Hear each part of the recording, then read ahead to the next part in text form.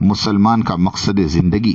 Number 1، امت مسلمہ کی غرض اور اس کا مقصد وجود ہی دعوت اللہ ہے، اور دنیا میں اس کی عزت اور سربلندی ہی نہیں بلکہ اس کی وجود اور بقا کا تمام تر انحصار اسی پر ہے کہ وہ اپنے اس فرض منصبی کو کما حقہ ادا کرے۔ نمبر 2، پھر دعوت اللہ ہی نبی اکرم صلی اللہ علیہ وسلم کی وہ سب سے زیادہ سنت موقدہ ہے جس پر آپ کا تواتر عمل ظاہر اور باہر ہے۔ لہذا حضور صلی اللہ علیہ وسلم کی اتباع کا اولین تقاضا بھی یہی ہے کہ آپ کی سنت دعوت کا اتباع کیا جائے۔ مختلف مذہبی جماعتوں اور فرقوں نے اپنے اپنے مسلک اور مشرب کی اشاعت اور توسیع کے لیے علماء اور واعظین اور مبلغین کی جو شخصی سیول سروس جاری کی ہوئی ہے وہ دعوت اللہ کے نقطہ نظر سے نہ صرف یہ کہ غیر مفید ہے بلکہ سخت مضر اور امت توڑ ثابت ہوئی ہے۔ دعوت اللہ کے اصل لوازم ایمان اور اعمال صالحہ ہے، نہ کہ فروعات دین کا علم۔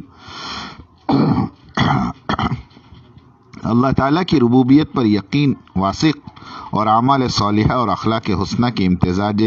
جمیل کے ساتھ یہ بھی لازم ہے کہ داعی میں تواضع اور انکسار پایا جائے، اس کی دعوت بھی محض اللہ اور اس کے دین کی طرف ہو، تاکہ نہ اس کی اپنی شخصیت ایک نیابت کی شکل اختیار کر سکے اور نہ ہی اس کے حلقے بگوش لوگوں سے ایک نئے فرقے کی صورت وجود میں آ سکے۔ دعوت اللہ کے بہت سے پہلو اور بھی بے شمار مدارج و مراتب ہے، لیکن امت مسلمہ کے عموم کا اصل موضوع دعوت اللہ کی وہ ابتدائی اور بنیادی منزلیں ہیں جن تک ہر باشعور مسلمان کی رسائی ممکن بھی ہے اور لازم بھی۔ دعوتی کام کا اسوہ حسنہ۔ اب ہم آپ کی توجہ سیرت محمدی صلی اللہ علیہ وسلم کے ان واقعات کی جانب مبذول کرانا چاہتے ہیں جو بعثت کے بعد فوراً پیش آئیں، تاکہ ایک طرف دعوت اللہ کے اصل مبادی اور اصول اور اس کا صحیح نہج اور اسلوب واضح ہو جائے، اور دوسری طرف یہ بات بھی واضح ہو جائے کہ خود حضور صلی اللہ علیہ وسلم کو دعوت کے ابتدائی دور میں وہ تمام مشکلات پیش آئی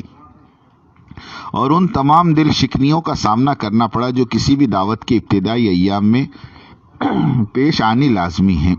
اور آپ صلی اللہ علیہ وسلم نے بعینہ ہی انہی فطری طریقوں کو اختیار فرمایا جو کسی بھی شخص کو کسی دعوت کے پیش کرنے کے لیے لازماً اختیار کرنے پڑتے ہیں۔ آپ کو معلوم ہے کہ حضور صلی اللہ علیہ وسلم کی بعثت سے پہلے کی زندگی بھی اخلاق حسنہ کا ایک کامل نمونہ تھی۔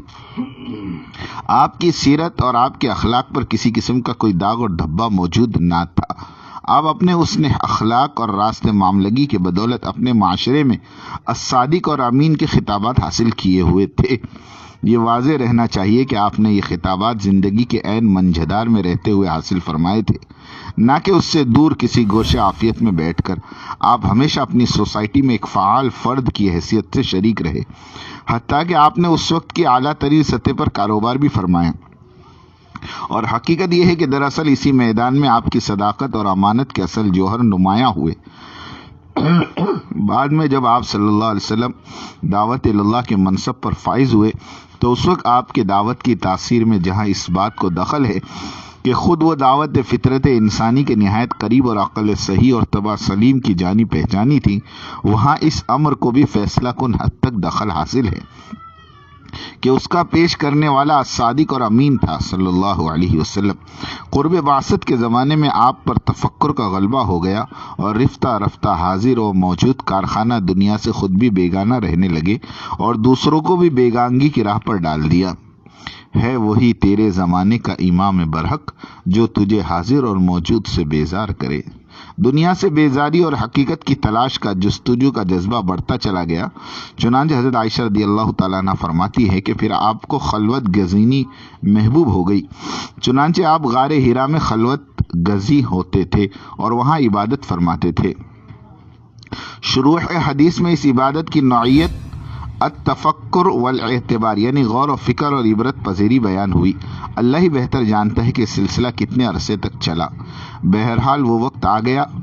کہ تلاش حقیقت میں سرگرداں کو ہدایت نامہ حاصل ہوا، وہی کا سلسلہ شروع ہوا، حقیقت پر سے پردے اٹھا دیے گئے، آپ کو منصب نبوت عطا ہوا اور آپ دعوت اللہ کے علم بردار اور قرآن مجید کے الفاظ میں شاہدا و مبشرا و نذیرا و داعیا الی اللہ باذنہ و سراجا منیرا بنا دیے گئے۔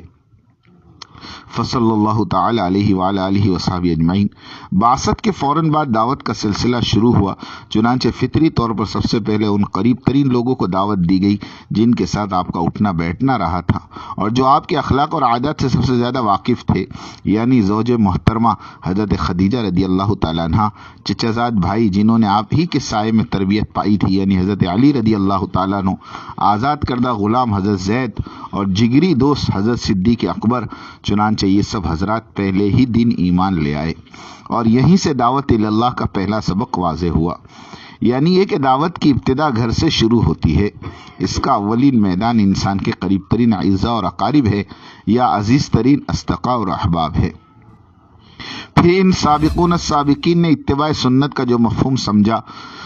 اور حضرت صلی اللہ علیہ وسلم کی سنت دعوت کا جس طور سے اتباع کیا، اس کی سب سے درخشاں مثال حضرت صدیق اکبر رضی اللہ تعالیٰ عنہ نے قائم کی کہ داعی اعظم کے اتباع میں خود بھی فوری طور پر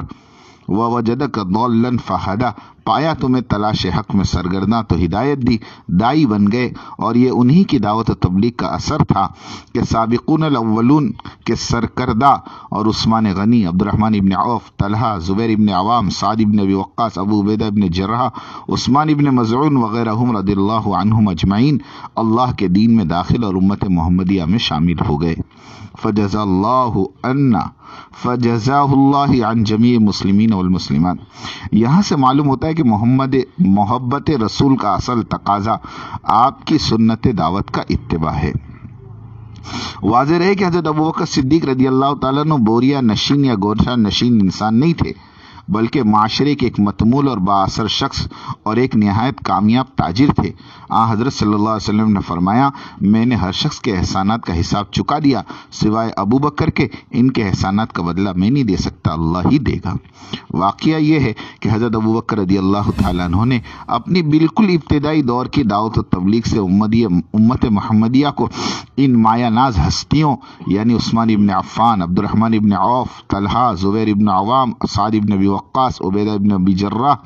عثمان ابن مظعون رضی اللہ عنہم اجمعین کو اسلام میں داخل کر کے تحفہ نایاب دے کر جو احسان عظیم اسلام اور مسلمانوں پر کیا ہے، پوری امت اس کا بدلہ چکانے سے تا قیامت معذور رہے گی۔ یہ دعوت اللہ کے شجر طیبہ کی ایک شاخ یعنی صدیق اکبر کا ذکر تھا۔ میری بات توجہ سننی پڑے گی، بہت توجہ سننی پڑے گی۔ تم بات کو غلط مطلب نکالو گے اپنے ذہن سے اور میرے ذہن میں جو مطلب ہے اس پر غور نہیں کرو گے۔ یہ بڑی مصیبت ہے اس زمانے میں۔ بجائے جو میں چاہتا ہوں اس طرف توجہ کرنے کے، اپنے دماغ میں جو کچھ لیے بیٹھے ہو اس کو غلط رخ پر لے جاؤ گے۔ سنو غور سے۔ بات کو سمجھنے کے لیے سب سے پہلے آدمی اپنے ذہن کو اور اپنے برتن کو اعتراض اور تردد اور اشکال سے خالی کرے، اس لیے کہ اگر کسی بات کو بھی مفہوم مخالف اور کسی بات کو بھی کسی دوسرے عمل کی تردید یا اس کی تنقیص یا اس کی افادیت کو کم سمجھنے کے سوء ظن کے ساتھ سنا گیا، نفع کی باتوں سے نقصان ہونا یقینی ہے۔ اس لیے سب سے پہلے ہم اس کی نیت کریں، پوری بات سنیں گے، آگے پوری بات نقل کریں گے۔ آدھی سننا یہ بھی دین دعوت کے لیے ناقص، اور آدھی بات کا نقل کرنا یہ تو بڑے فساد کا ذریعہ ہے۔ اس لیے بہت توجہ کے ساتھ بات سننی ہے۔ اور اگر آپ نے ابھی تک ہمارا چینل سبسکرائب نہیں کیا تو فوراً سبسکرائب کیجئے، ساتھ ہی بیل آئیکن پر کلک کریں تاکہ مزید آنے والی ویڈیو ہیں وہ آپ کو وقت پر ملتی رہیں۔